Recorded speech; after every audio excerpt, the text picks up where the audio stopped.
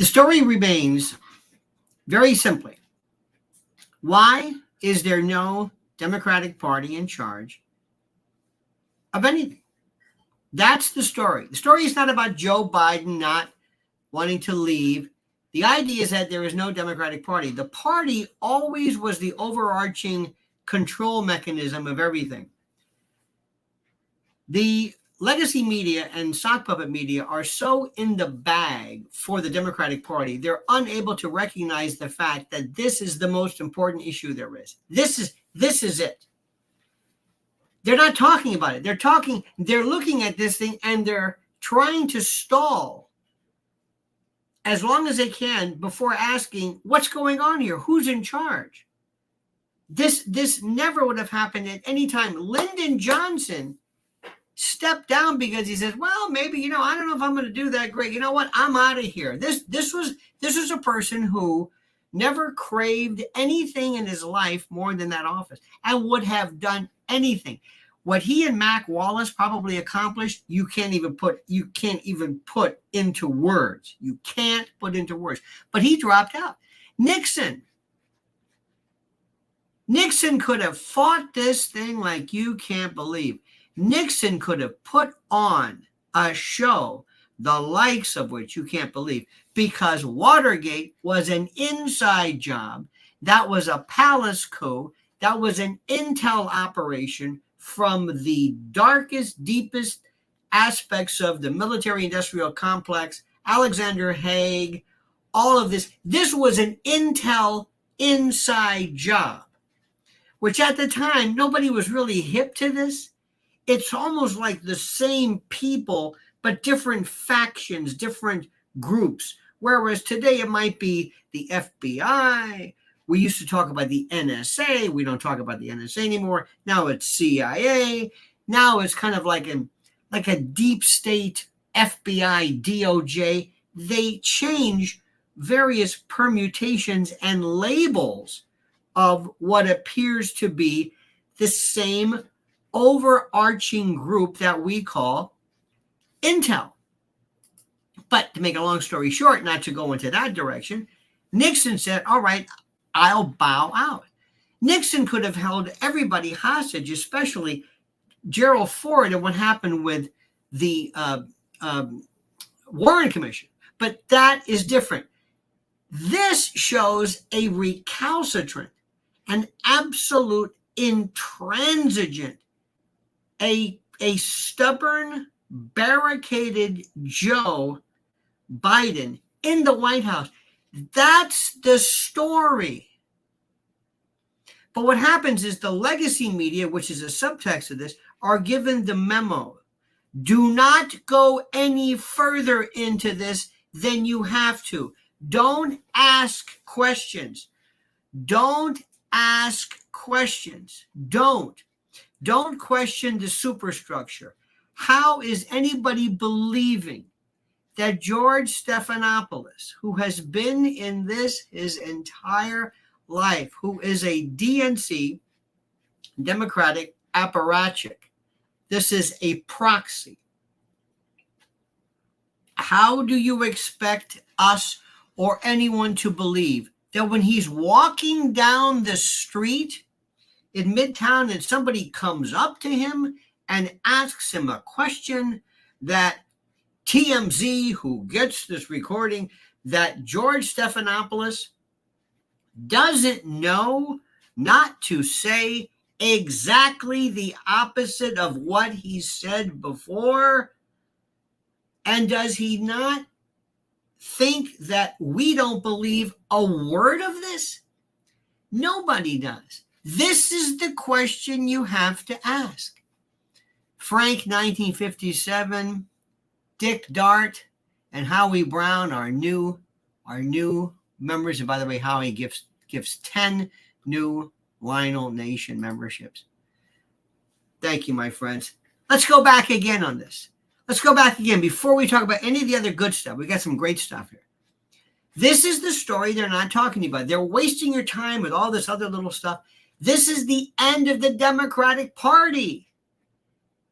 There's no organization. The big money people, the donors, the hedge funders and the Wall Streeters and the big tech guys are looking and they're saying, what are you doing here? How did you let this lunatic into the position of being our candidate? As we speak right now, think about this. As we speak, there are 40 days until the Democratic Convention in Chicago. 40 days. Let me say this again to you. 40 days with 118 days until the election. Now, what I'm telling you is the story, and nobody's talking about it because they're instructed. Don't do this. Let's see if we can explain this. Level 1, top of the top, top of the heap, top of the hierarchy. Remember, hierarchy versus anarchy. The world is really anarchic. Countries are really anarchic. It's an anarchy because there's no hierarchy. There's nobody above them. Anarchy doesn't necessarily mean crazed, out of control, revolutionary, there's no police, and it doesn't mean that. Anarcho-syndicalism and all that, it's not what people think. We use the term like we use the term communist and Marxist. Whenever we don't like something, whenever there's law and order that's out of control, whenever there's something that's seemingly exhibiting some kind of a liberal lunacy, we call it socialism. They're going after socialism. It's not socialism. Socialists are furious with this. Remember, the mainstream media, they don't know what they're talking about. These are children. These are children. And I don't mean by their age. I mean in terms of their intellectual development. These are children. When Trump ran in 2016, there were two people I saw. And I'll never forget this, sitting in a green room. Same thing in 2020, but there's one particular instance. One was a hard Scrabble, seasoned, kind of a Wall Street, prototypical paleo-conservative guy from the usual type. Not an arch conservative, not a Steve Bannon type, but I mean a real Reagan sort of an absolute conservative. There he is.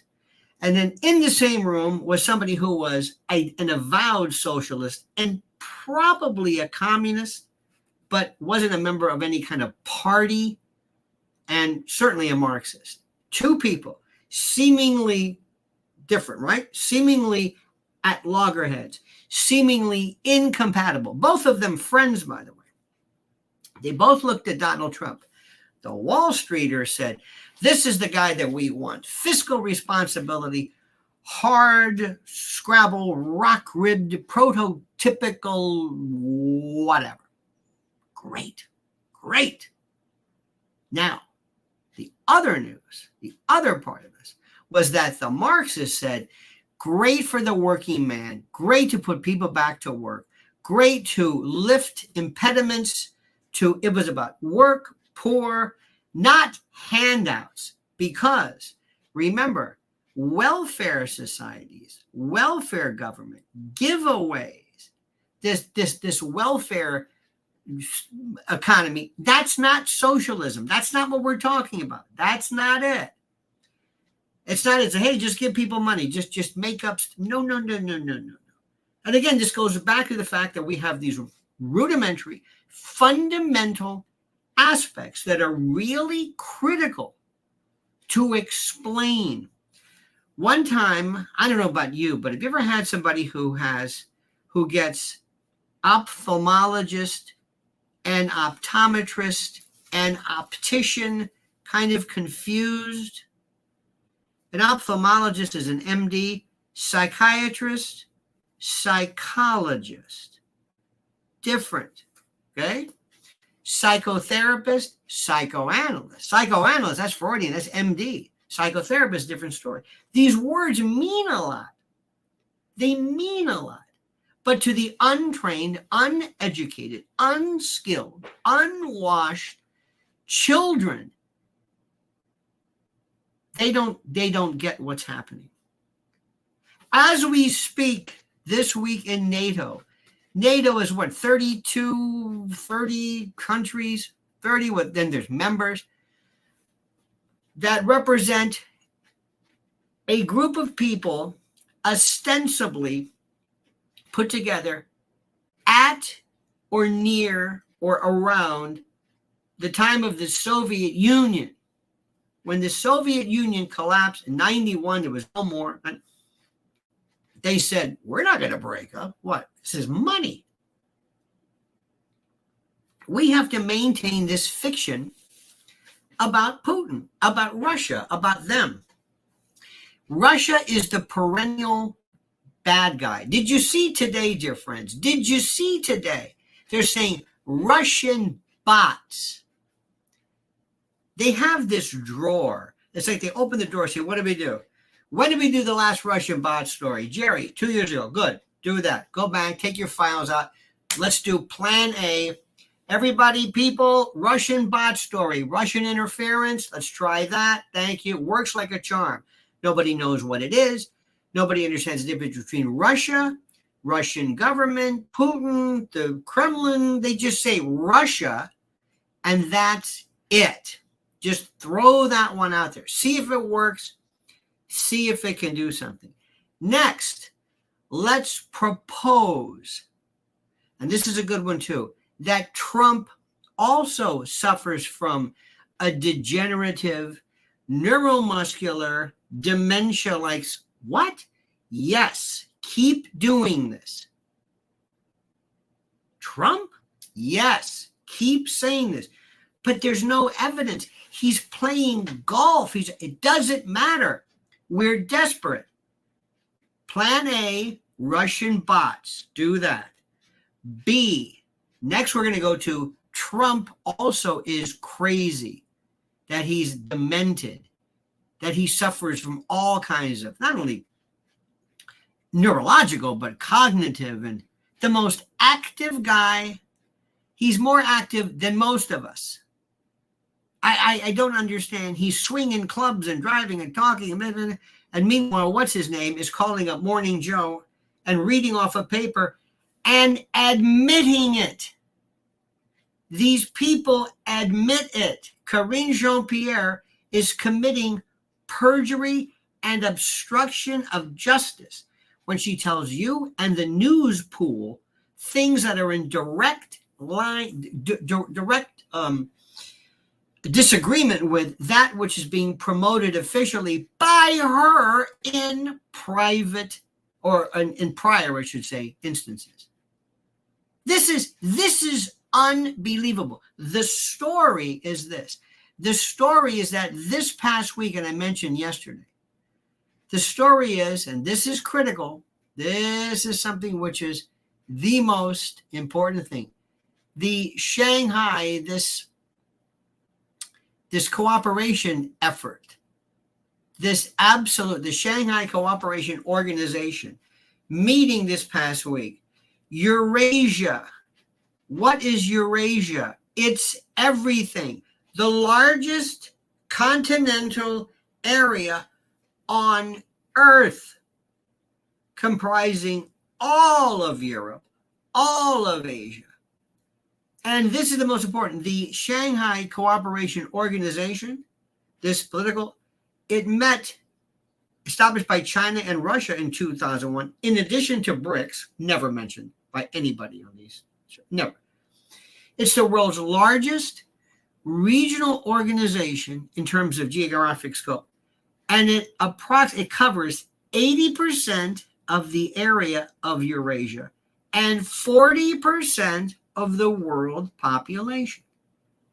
They met. This is a complete and total reorganization, a re-establishment, a reconfiguration of the world structure. It's like, it's the Great Reset. One of the biggest stories, if you look at anything involving foreign, European, Asian, the press, they're going crazy over this. Here, nothing. Nothing. Just like there is this story that's just so fascinating. You've got to grasp how this thing works. But you're living, not you now, America, you're living in a bubble. You're in a fishbowl. There was a story that came out where Lancet said that the number of Palestinian deaths in Gaza or whatever, it's like 180,000. I mean, it's these numbers. You know what the Jerusalem Post called it? Blood libel. You're not hearing anything about that. Nobody's talking about that. You're talking about Maxine's wig, which we'll talk about. Whether Joe admitted to some type of with Stoltenberg's wife, we'll talk about that. That's kind of fun. You know, that's low-hanging fruit. That's what America talks about. And that's what the news folks talk about. That's what everybody from Fox News to CNN to whatever's left of Newsmax, all of these people, they pinpoint on stuff that's easy for you to understand. It's like if you have a birthday party for kids, you got kindergarten, you got 5 or 6 year old, great. You know what the diet is? Anything bad for them. Anything that you wouldn't want to eat. Pizza, ice cream, hot dogs, whatever. That's it. Fruity drinks, chocolate, whatever is bad, that's what they love. And you'll be a hit. If it comes out of a bag, if it's processed, if it's sweet, if it's salty, that's what you give kids. That's the American news structure. You don't understand America, what you're being not told about until it's too late. There were people who were telling you for years about Joe Biden, but for reasons I do not understand, nobody paid attention. It's almost like people who have a member of the family who was an alcoholic or a drug addict, and you just didn't know. Or maybe you had a carousing spouse, and you just didn't want to wake up. You didn't want to. You didn't want to pay attention. Now let's talk about a few things. Let's get the fun stuff out of the way, shall we? This is fun, and I'll be the first one to admit this is fun. Now, this has been going all over the place. Maybe you've watched this. You're not going to hear it on Fox News for a different reason. So I keep saying Fox News. That is the biggest piece of scheisse anybody has ever seen. It's the worst. It's bad diet. It's cookies and Cheetos and stupid people just pointing stupid things out and just pointing out the obvious and trying, if they repeat it long enough, and if they have as many people with as much hair and makeup sitting on as many couches and as much B-roll, somebody somewhere will say, this is great. This is really interesting. The question that you're going to ask is, what about the election? Who's watching this? Fox News has a memo out, I'm sure, that says, if any of you so much as mention election, electioneering, election votes, election security, voter security, if you or anybody else so much as hint, you will be a grease spot on 6th Avenue. You got that? Nobody does it. Same thing with Newsmax. That's the story. See how that works? If you sue people for this, nobody will bring anything about it. They won't even talk about Rudy Giuliani and his bankruptcy. Why? Because he was the one who was basically disbarred or whatever by virtue of, as they say, pursuing these crazy theories, these unfounded theories of such and such. And in order for them to do the story about Rudy Giuliani, they would have to talk about, well, what exactly did Rudy Giuliani say? No way. There you go. How about that for a news organization? You happy? Anybody happy with that? You like that one? Good. Can't talk about it. This is the most important story there is. How do you know? Biden is going to be signing things and already has, I'm telling you, that will either allow illegals to vote, that will waive certain responsibilities that normally accompany voting, that will make this ridiculous suggestion that through some, I don't know what, asking for identification is racist. They're going to repeat that trope. Just like they're going to bring up this one that Trump is crazy, and they're going to bring up Putin and bots and the usual stuff. And they know you don't care. Or they think you don't care. Now let's start off with this one. Let's go to the $1 million. Let's just go right to the A material. When the president was speaking, Stoltenberg, in NATO, the president said something. I want you to listen to this. I'm not going to tell you what I think he said. You tell me what this sounds like. Obviously, one of the most consequential periods in its history. I realize, I was talking to your wife, I personally asked you to extend your service. Forgive me. And you put your... Now, did you hear this? Let's hear it one more time. Listen to what he said. Okay? Did you hear this? Because it's not what you think it is, but just listen. Guided this alliance through one of the most consequential periods in its history. I realize, I was talking to your wife, I personally asked you to extend your service. Now, did you hear this? Did you hear what he said? One more time, okay? I hear it as clear as day. Listen to this. Periods in its history. I realize, I was talking to your wife, I personally asked you to extend your service. Forgive me. And you put your... You got that? You got that? No. He was not. He said, I was talking to your wife. As clear as day. I was talking to your wife. But if you listen to these stories, somehow, I don't know if they were, if it was fixed, if it was tweaked, if they told you, if it's like lip reading, if it's how sometimes we hear, how do we say this? It's almost like when we hear a lyric from a song that we get incorrectly. Did you hear this? One more time. This is really important. This is guided this alliance through one of the most consequential periods in its history. I realize, I was talking to your wife, I personally asked you to extend your service. I was talking to your wife and asking you to extend your service, maybe as NATO president or whatever it is. Now, but yet other people, if you read this, it's going crazy. Now, this is what I think is fascinating. And this is what I've told you before. As you know, I have a thing about wigs. I think wigs are just the most incredible insults to our intelligence. If you put on a hat, nobody thinks the hat is a helmet. Nobody thinks the hat is a halo. Nobody,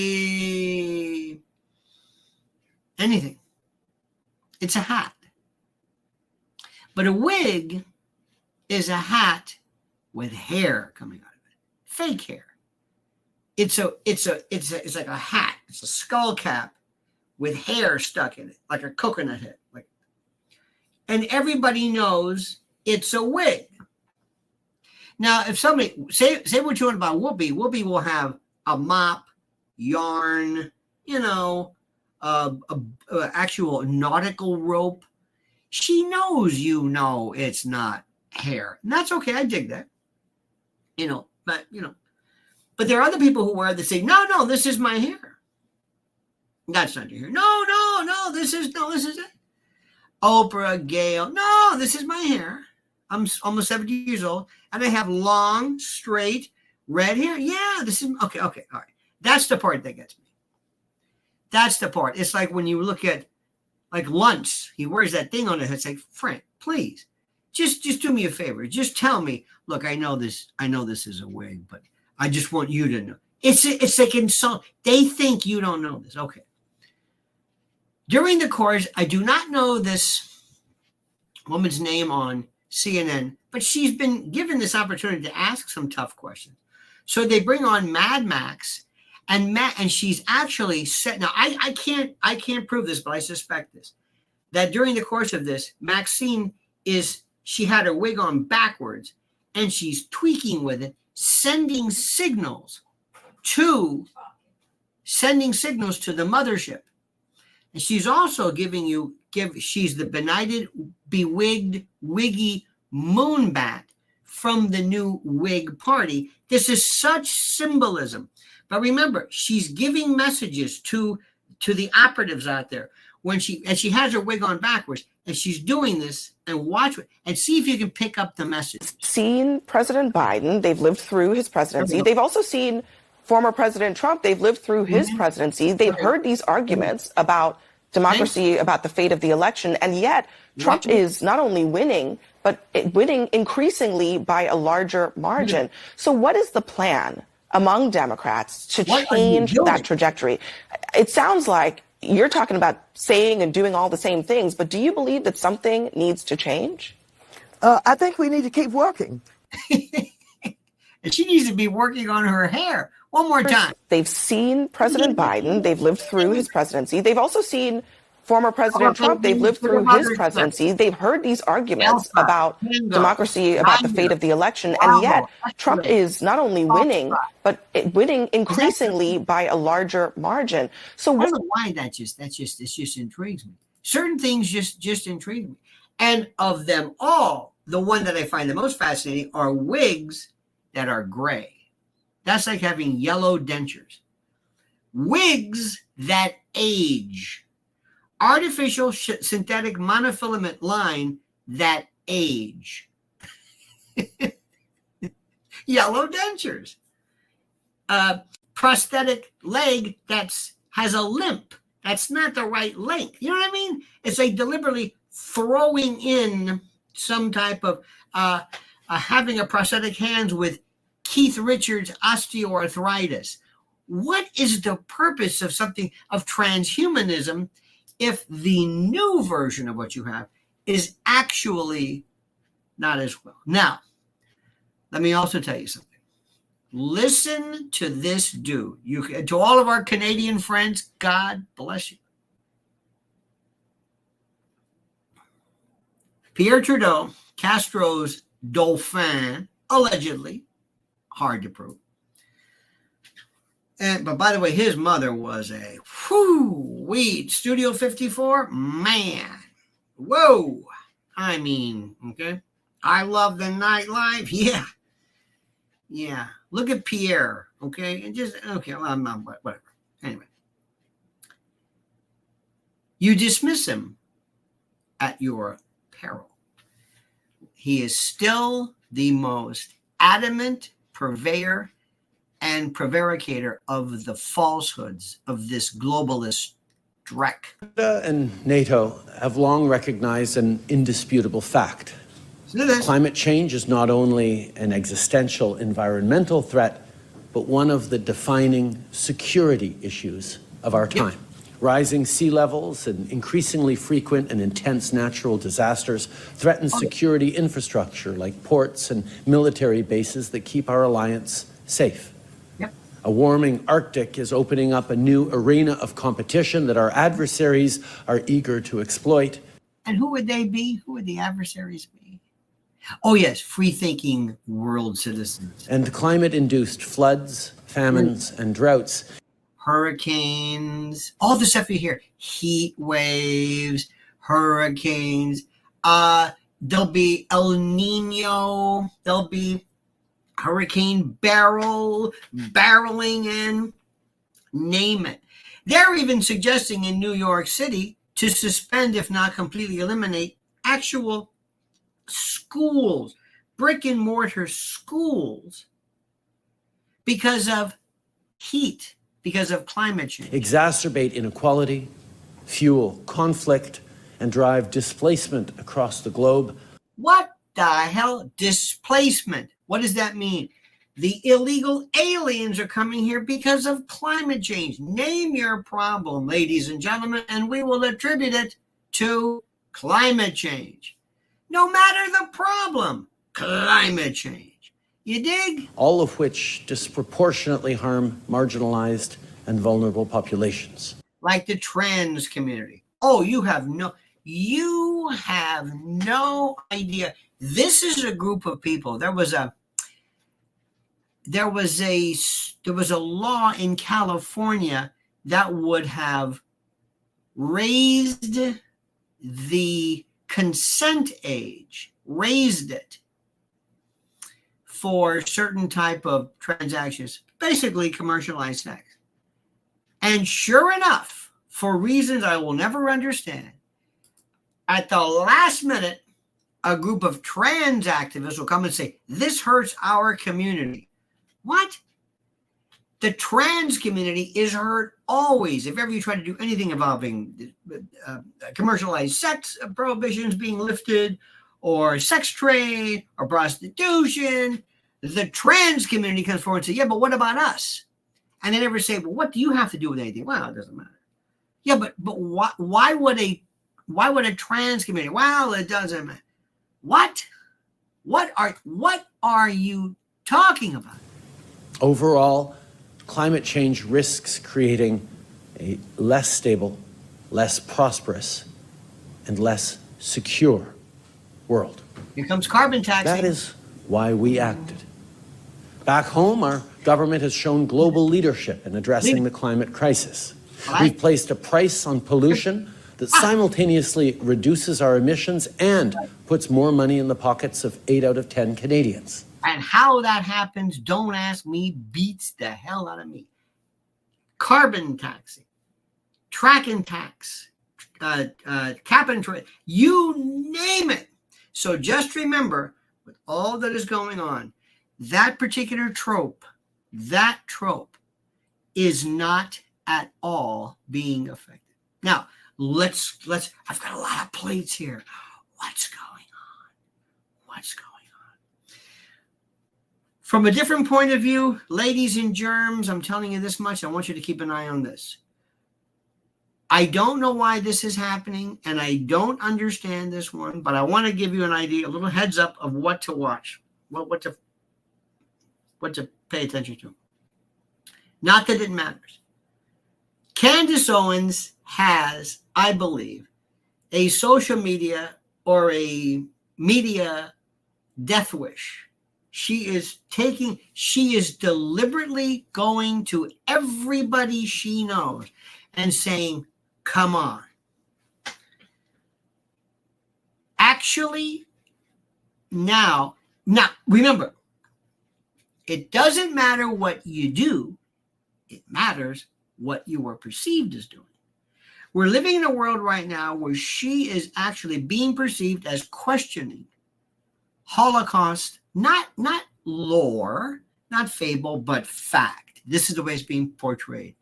And they are going to show you, when I say they, everybody, not just the Israeli lobby, I know what you think, but I mean the police, the thought police, the thought vigilantes, or whatever it is. They are going to show you we're still here, and we have been very, very tired of not being able to crush anybody. Apparently, people are all talking about COVID right now. Even Ben Affleck's daughter, did you see that, honey, where she's advocating? They're paid tools, but she's also bringing up this, we need masks again. But let me tell you something. They are people who are saying, why can't we crush anybody? We can't. Come on, we have to do something. We can't. We haven't. They're coming out of the woodwork regarding COVID vaccines and this and myocarditis and inflammation and clots. Nobody said anything. They beat the hell out of Fauci with no. And all of the people who before were very, very quiet, they're coming out with complete impunity. That's number one. Then it was very, very strong. The pro-Ukraine group of folks, the pro-Ukraine, anti-Russia, as though they were connected. I mean, Gonzalo Lira, what about him? I'll never forget that guy. He may have been a nut, but he was our nut. Okay?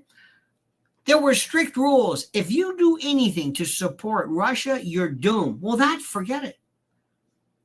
Between the Duran, just go down the list. Some of the greatest, by the way, Judge Napolitano, some of the best stuff, Pepe Escobar, fantastic. Go down the list. What's happening here? The vigilantes, the thought police, the thought vigilantes, the idea police are sitting back saying, are you going to do something? I don't know. Are you going to let them continue to say this stuff? Are you? We need to get somebody. Candace Owens. What is she talking about? Number one, that certain event that occurred 23 years ago during the 9th month. She remembers when she saw a movie when she was in junior high. She's pulling on Superman's cape. Pulling. Yeah, I'm going to talk about this.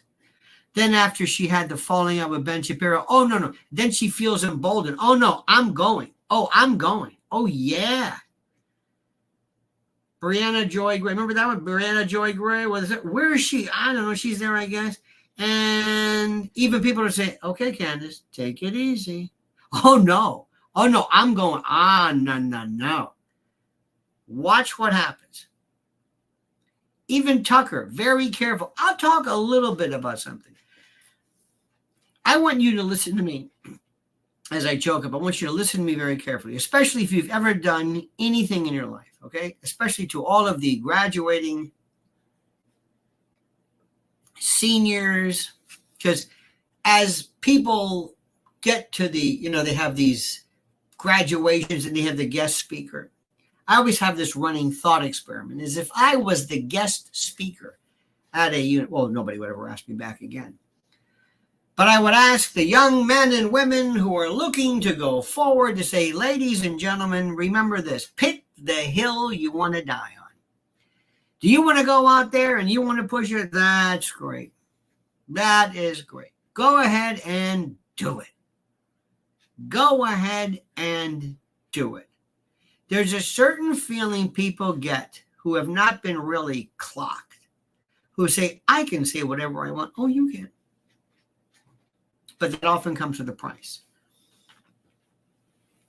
As you remember, when Roger Stone went through the absolute terror of having ninjas search his house at 4 a.m, remember that? With CNN remember during those days?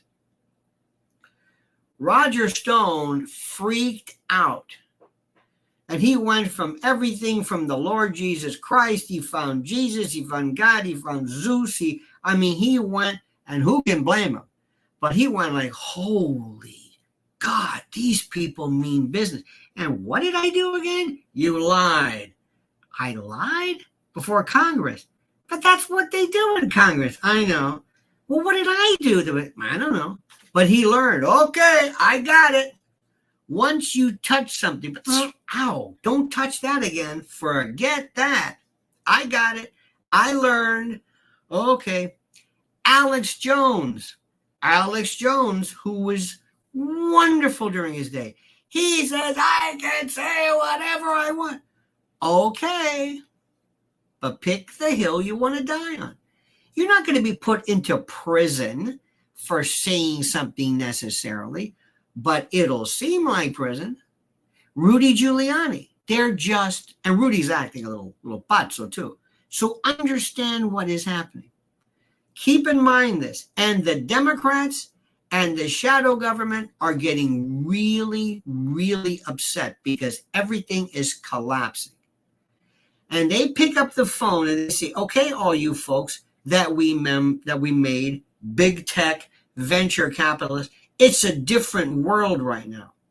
I saw something yesterday, which is the most incredible thing. They said there were big law firms, Sullivan and Cromwell and others, White Shoe, big names that were rescinding offers if they find out that if you go into big laws, they say, and you're from some law school, and they have these research groups, they go through your social media. I mean, they just pour over.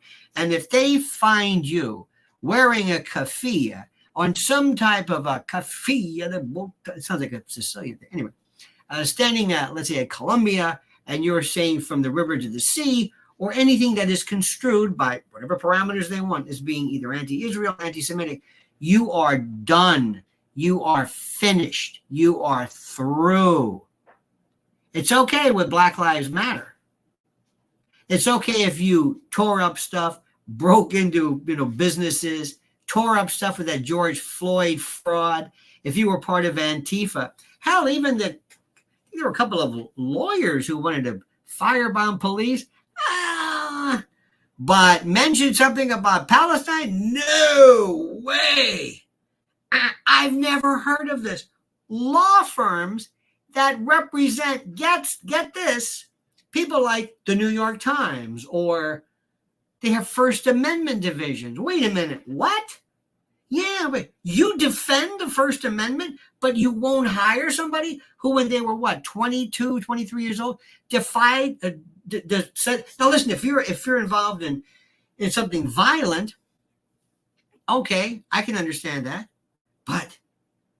Or if you're a communist, because there is this thing about supporting and defending the Constitution, and some people may construe that as being somehow intellectually and actually inconsistent. Okay, I'll give you that one.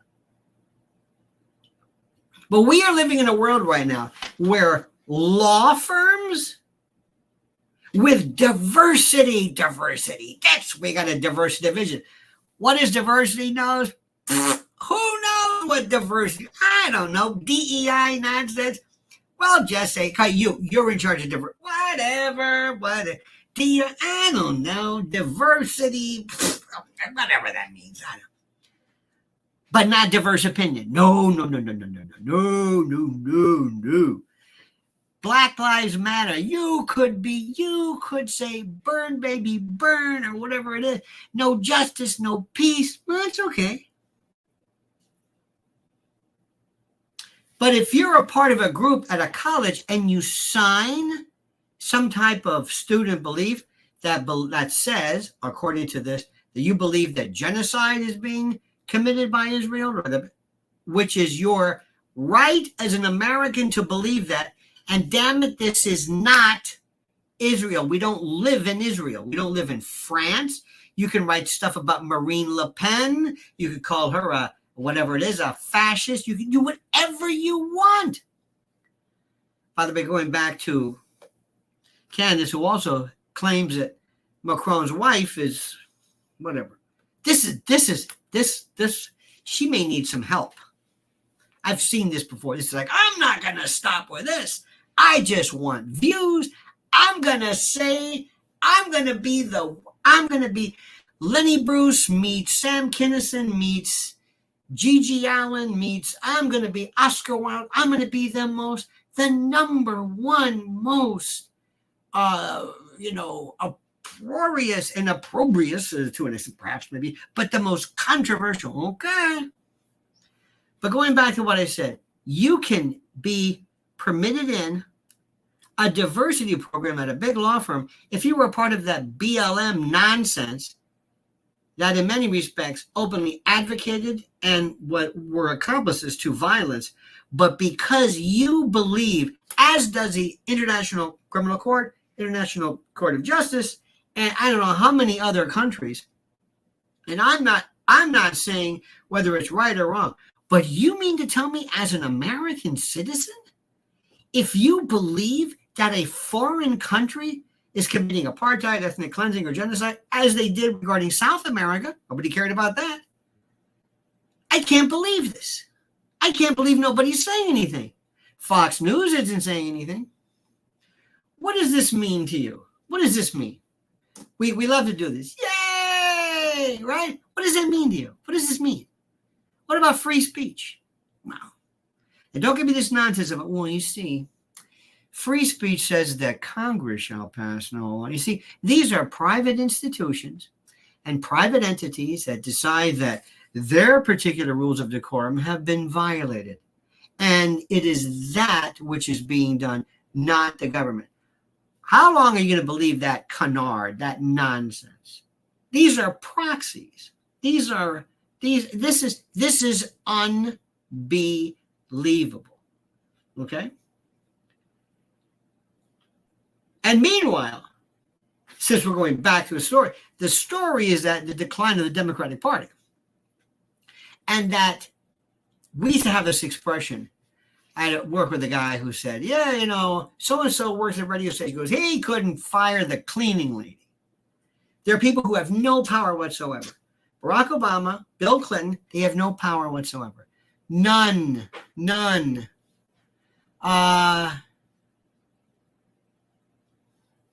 Raul Rodriguez is Nayib Bukele preparing for his country, for Xi. Interesting. JTE, Your Honor, can you read that back to me? Yes, thank you very much. Charlie Calais says, I like Calypso's wig. She needs freckles. And desperation can lead to unintended consequences. Indeed. Now, let's go back to what's happening right now. The story remains. The story is that, are we going to talk about each interstitial moment about our friend, Mr. Biden? Are we going to say, well, let's look at what this doctor said? Is it Parkinson's? Is it some type of other dementia? How long do you think that's going to be worth listening to? The issue is, how is an 81-year-old man barricading himself in the White House, and Barack Obama and Bill Clinton and no one can do anything to stop? That's number one. Number two, even though this is a different level, even though this is a tad different, I ask the question. It has been a common trope, a meme, a tropism of sorts, that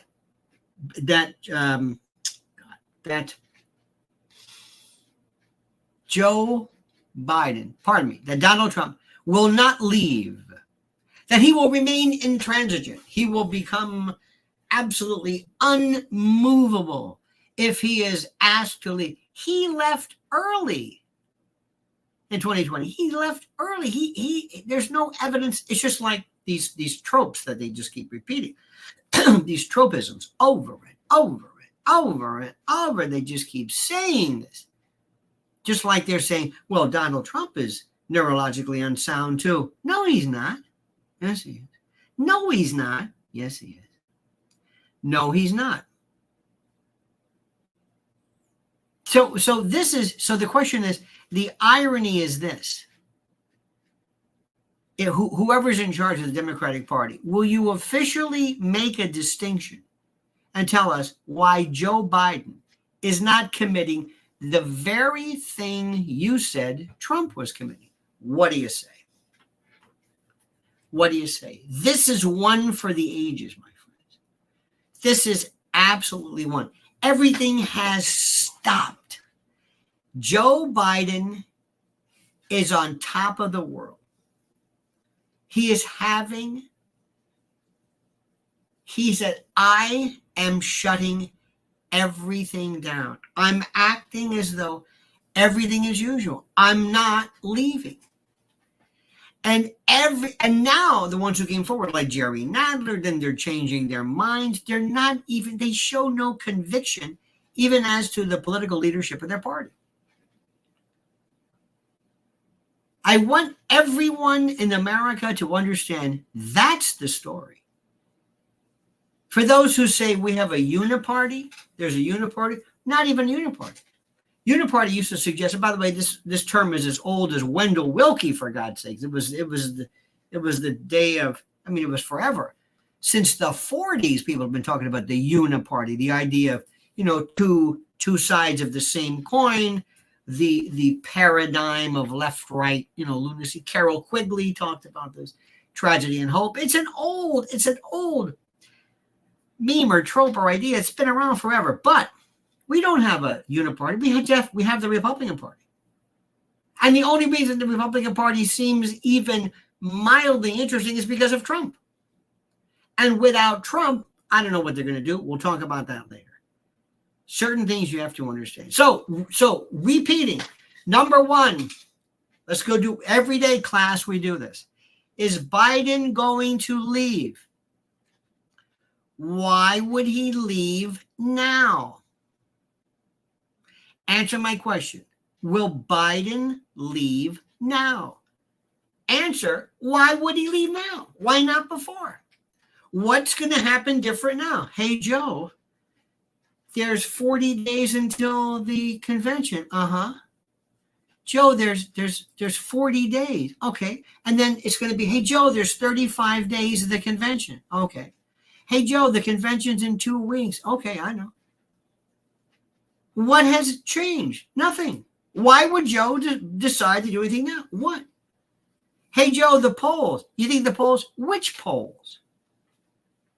The polls the other day, if you believe these polls, suggest that Kamala Harris would beat Trump and then Hillary Clinton. Oh, come on. Have they not learned after 2016? Remember the red wave? That didn't work. Hillary didn't work. These polls mean nothing. So here's the question. Next question. Joe said, I'm not leaving. What are you going to do about it? I don't know. A guy who is a waste of it. James Carville.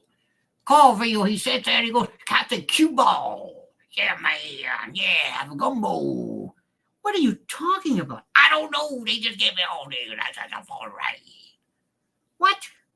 John Lee Hooker would say. John Lee Hooker sounds like John Gielgud compared to Carville. Who's James Carville? I don't know. We did a thing one more time. Got to have a super election one more time, right? Worthless. Hey, James, yeah, nobody's listening to you. You carry no weight. Just like Obama, that fraud. You do understand, right? Obama's a fraud. He's nothing. There's no power. Obama could say, oh, I'm going to take care of this. Joe, yeah, I'm coming over. What? I'm coming over. You're coming over? I'm going to talk to you, Joe. Okay.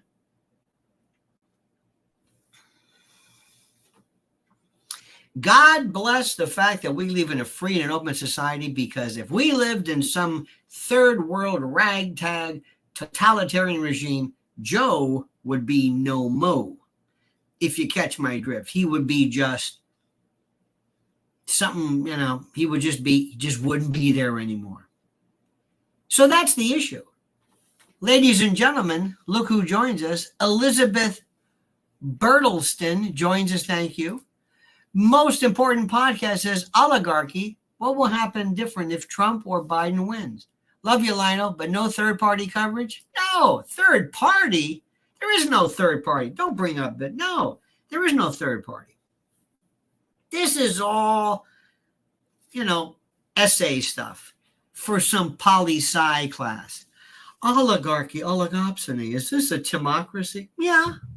Is this an oligarchy? Yeah, it is. Yeah. Are we really the victims, actually, of a, shall we say, more of a globalist superstructure? Yes. Yes. You want to read some great Rockefeller quotes about, oh, my God, we know that. Yeah, okay. This is called mental and political masturbation, just talking about stuff, saying things. I mean, it's a good question, but what difference does it make? You want to talk about that? Okay. Aren't we indeed, if we think about this, aren't we a slave not only to the globalist cabal, but an internecine battle between the elite class and, yes. Okay, yeah, we are. That's it. Okay, just want to make us. You want to go on and tell the rest of the country that? No. You want to go on Fox News and tell Lawrence and The other jadrules, hey, listen, just want to let you know what's going on here. This is really nothing more. This is a timocracy. Huh? What are you talking about? What the hell are you talking about? That's exactly what we're talking about. It is this wonderful, very simple. So let's go back. Class, is Joe going to leave? No. Okay. What happens? He's got the delegates. Now, there is a rule they're saying that delegates can not follow their own pledge. They're really not his then, if they believe that something is wrong with Joe Biden. If they believe that Joe's out of his gourd, then they can, if they want, I think. So they throw it open. Then what happens? I don't know. Come on, what's going to happen? I don't know. Well, who's it going to be? Who do you think would best be for the Democrats? And not Joe? And Joe's going to come out and he's going to be even worse. Because as you know, these diseases tend to be degenerative and progressive. So he's going to come out and say, and they're going to say, my God. Can anybody stop this? Nope. Then we'll have James Clyburn say, we're with him. And we got Joe and Meager say, we're with him. And then some who don't, and some do. And then James Caulfield, nobody cares about him. And then the next stage is going to be, he's going to come out like this. And he's not going to say anything. He's just going to be. And Jill will say, what he means to say is, say, who are you? I'm Dr. Jill. Obviously not a medical doctor. I'm Dr. Jill, and I'm saying that Joe means to say, excuse me, Joe's not saying anything. He'll still be on the ticket. And then they bring Joe out in a gurney. And then they bring him straight from the White House where he's in one of those old wheelchairs with the, where you have the blanket on your lap and an ear horn, one of those ear trumpets. You remember those old, oh, that's Sonny, what? Nothing. Because, repeat after me, the Democratic Party is dead. It will take decade plus for them to recover. They are showing you all. Not only the emperor has no clothes, there is no empress, there is no castle, there is no country, there is no nothing. Nothing. Bad news also for Gavin Newsom. I thought for sure they'd say, all right, Gavin, go and take movement. He's not moving. Nobody is saying, Joe, I'm telling you, I love this. Let me say something. I hope he stays on. If you pray, please pray that he continues on. Pray that he enjoys this unfettered, continuous health. Ask and pray that he enjoys this rock solid support. This is the most wonderful thing, because then we have more debates coming up. Trump is playing it perfectly. Trump says, listen, Trump's just wasting time. Hey, Barron, come on out. Isn't he tall? Yeah. You think Barron would say, Dad, yeah, is there anything that about me other than my being tall? I'm just asking, but doesn't matter. Come on out, Barron. He's just padding. Trump says, I'm doing great. I'm not going to see anything that could divert the attention from Biden to me. Hey, you want to see me swing? There we go. What about Biden? And Biden's just doing his thing. Calling up Joe and Meager. It is one of the most incredibly wonderful shows. And it goes back to something too. And let me explain this to you. I think Ryan Grimm said this in the drop site, this new website or new news, which is very, very good. In 2016, Joe said to the DNC, I want to run against Trump. No, it's not your time. What do you mean it's not my time? Joe, you've run a million times in the past and you haven't won. Yeah, but I'm better now. No. Forget it. It's Hillary's term. Hillary. Oh, for God's sake. All right, it's Hillary then. Then in 2020, he said, listen, Joey, I want you to sit down. I'm going to run. I'm going to do it. I'm telling you, I'm going to win. I know it. Well, he won, but the point is he did it. He's now saying, look, I'm 81. They don't care about me in the least. They don't know what they're doing. I do. And I'm not moving. Whether you like it or not, I'm not moving. Do you hear me? I'm not moving anywhere, nowhere. I'm not. Get it through your head. I'm not leaving. This is the greatest story. And then you're going to have Hochul's going to go back again. And then you're going to have Hakeem Jeffries and Clyburn and Nancy Pelosi. And Joe's going to say, I don't think you understand it. Then it makes them look worthless. It makes them seem meaningless, which is even better. It makes them seem like they're in charge of absolutely nothing. It's the most beautiful thing I've ever heard. Ladies and gentlemen, this is a win. There is a God. Isn't it a great day? Don't you love this? All right, dear friends, thank you, thank you, thank you. You are so wonderful to me and everyone else. Most important podcast in the world, thank you. Elizabeth Bertelsson, thank you. George Lenz, thank you as well. Charlie Calais, JTE, Raul, Howie Brown, you got a lovely daughter. Dick Dart and Frank 1957. Oh, Lord, we have so much. I have never enjoyed doing this more in my life than now. Never, ever. It is that beautiful, that wonderful. And my friends will be back later. Please make sure you subscribe to Lionel Nation, because some of you sometimes are unsubscribed. Also, Lynn's Warriors, which is also critical for you. She's doing the most incredible job, Lynn's Warriors. And also, as you see, sign up for that newsletter. I'm going to put that baby out for you as well. All right. Okay, kids, I love you. Please know that I love you. You give me hope to carry on. You light up my life. And I mean that sincerely. Sure, you're nutty. Sure, you're wacky. Sure, sometimes you don't know what the hell you're talking about. Sure, you're demented and daft and degenerate yourself and you're deranged. But I love you. It's your spirit. And you know what? I'm the same way. We understand each other. We're wacky. We've been with each other for years. And I appreciate you. Because without you and the rest of the country, this is nothing. So don't forget, my friends, we're doing great. We're doing great. And everybody else, be careful. And also, Candace Owens, not for nothing, be careful. I don't think you know what you're doing, but that's okay. That's okay.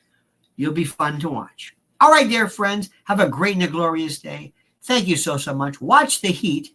Watch the heat, please. Remember, men, a lot of times, too, inguinal temperatures can get very, very high. Always carry with you frozen niblets. You can stick down your shorts. Makes a tremendous difference. All right, dear friends, we love you. See you later tonight, 7 p.m. Don't forget, too, different stories, different, especially Lionel Nation members. You get the videos first. Have a great and glorious day. See you then. And don't forget, the monkey's dead. The show's over. Sue ya. At that.